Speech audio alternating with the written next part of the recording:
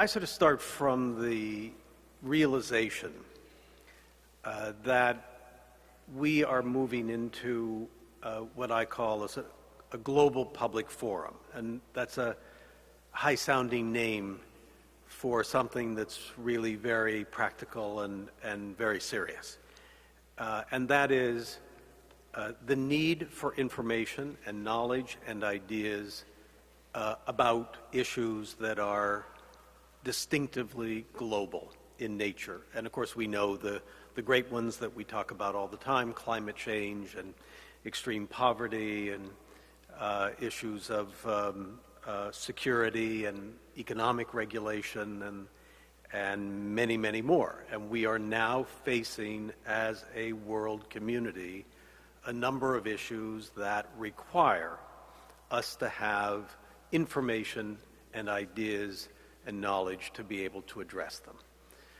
So that's sort of the key fact of life.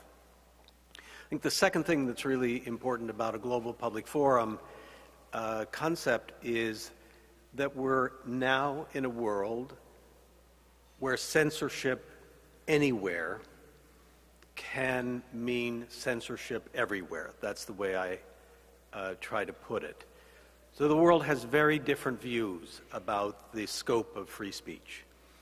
Turkey has a law that forbids, makes criminal insulting Turkishness. We know that China has very strong restrictions on speech in order to preserve public harmony and order in the society. We know that Germany forbids speech by neo-Nazis or neo-Nazi speech. It also forbids people to name, identify someone who has been convicted of an earlier crime and served their penalty for that. We know that Britain makes it very easy for somebody who has been defamed to bring a lawsuit and to have a judicial determination that that is false and defamatory and to recover damages.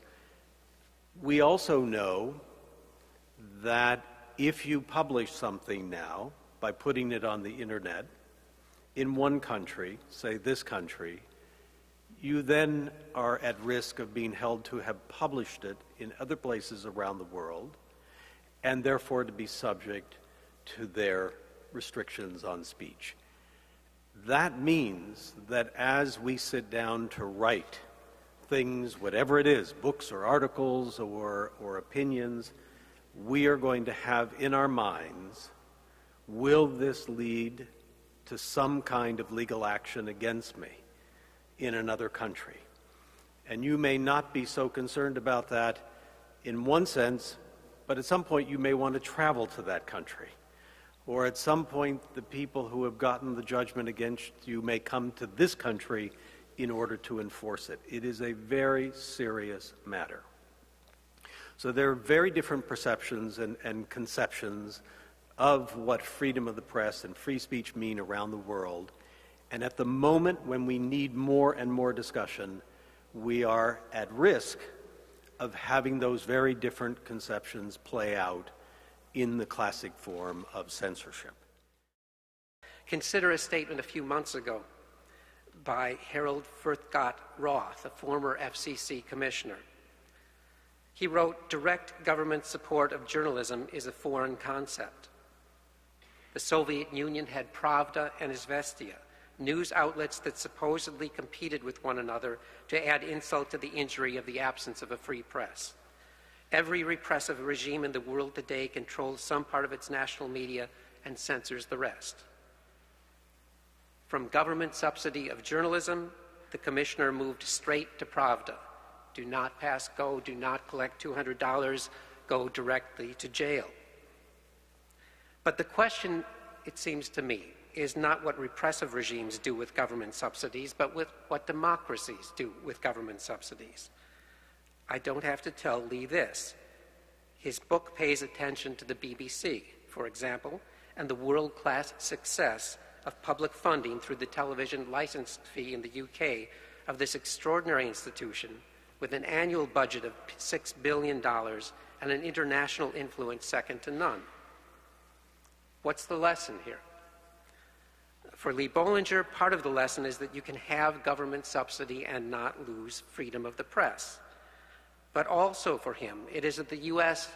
should compete more boldly for global media influence, that it should, as he puts it, enlarge its global footprint. I see a different lesson. The question should be not how can we compete with the BBC or Al Jazeera or China Central Television, but what can we learn from ways of doing journalism in other democracies around the world? The American assumption, particularly for American journalists, is that government funding will quickly destroy freedom of the press. I think that is quite simply a provincial American fantasy. Why that fantasy endures, especially among journalists, is a good question. Government funding does open the door to government control. But by that same logic, commercial funding leads to or can lead to corporate control or advertiser control. And philanthropic funding can leave its recipients vulnerable to fashions in the foundation world and the whims of individual philanthropists. But to assert that any government funding for the media is the beginning of the end of press freedom requires ignoring a few very large facts. One of the odd things to me is that people deride the so-called mainstream media, newspapers like the Washington Post, for having what they see as an agenda. There's no question that we have unexamined biases. We could talk about at length. I mean, there's a way in which we converge toward the center of arguments, and we forget that centrism, bipartisanship, is an ideology all its own, and one that tends to exclude things that are at the wings. So, we need to think of how we make what we do seem cool and sexy. That's why I love Lee's title so much.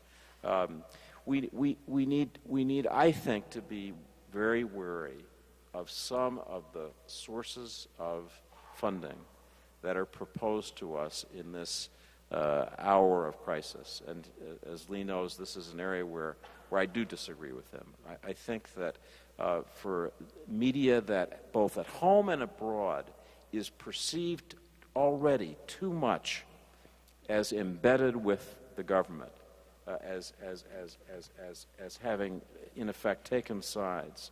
I would have trouble, Lee, speaking with my colleagues at Dawn in Pakistan, or at Sharq al-Awsat, an Arabic newspaper, or at Yediot Ahronot in Israel, if we were really on the dole and giving them my spiel about independence and professionalism. So let me just close by saying that the world that Lee proposes is the one that I dream of living and working in which there is global access to information, a sort of global First Amendment. My own feeling is that the path to getting there has more to do with what we do privately, with our ability in the news business to establish professional bonds with our colleagues at Al Jazeera, Al Arabiya, Dawn, all the other places that I could name. Hold them to account, hold them to standards that we have, and let them hold us to standards, so that we are interdependent in this world. Many people no longer see it as a given, that freedom of speech is good. And I just want to use these minutes to talk about the particular impact of ideological factors on this, and in particular, though not only, in particular religious factors. I mean, clearly, you mentioned, Lee, the case of China. In the case of China, the restrictions have nothing to do with religion. They have to do with other kinds of ideology. But one of the things that's developed in religious rhetoric in the last quarter century, let's say, is the development of a number of ideas for which there appears to be quite broad support in the global community, all of which enormously inhibit freedom of speech. One is a redescription of the meaning of the term respect. When I was taught about respect in an intellectual context, it meant that you took people's ideas seriously, and if you didn't agree with them, you argued seriously against them. But that but respect did not contain the concept that you should not argue against people's ideas, because to do so was disrespectful of those ideas. We now live in a world in which respect is used in this other meaning, that if you dissent from ideas, if you express that dissent, whether politely or impolitely, you are thought to be disrespecting those ideas, and that becomes a powerful rhetoric against speaking in that way. Related to this is the idea that there is a right not to be offended, and that if a work or statement offends you, that is a reason for moving against it and for asking that such statements or works not be made. Now, clearly, it's my view that we do not have a right not to be offended, because if we did, then there would be no films in the theaters and no books in the bookshops, because many things offend many people. And if offense becomes the limiting point on thought, then it becomes impossible to speak.